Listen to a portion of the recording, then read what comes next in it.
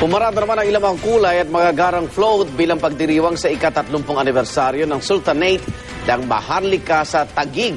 At sentro po ng selebrasyon ang pagkorona sa mga tinatawag na kalifa, mga opisyal na magsisilbing gabinete ng sultan. Saksi si Marisol Abduraman. Nagniningning ang Maharlika Village sa Taguig sa paggunita nito sa ika-30 anibersaryo ng Sultanate ng Maharlika.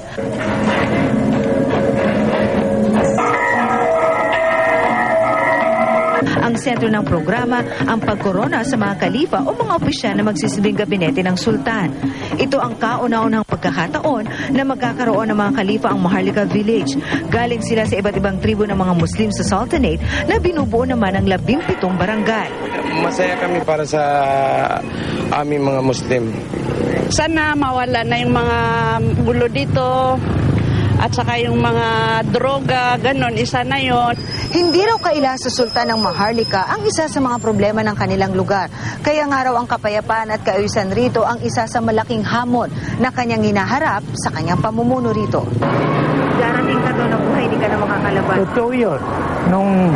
Nung nakaraan yan pagtalikod ko, may pinatay dyan. Pero these are actually yung mga Siabo, yung mga leader ng gang ng Siabo. Sarido, paminsan-minsan dito. Mahirapan daw mamuno rito sa Maynila. Sinisikap daw nilang gawing maayos at tahimik ang Maharlika. Magulo ka sa Mindanao Kung magulo pa tayo dito, Muslim can sit side by side with the Muslim, the Christian brothers. Ako si Marisol Abduraman, ang inyong saksi.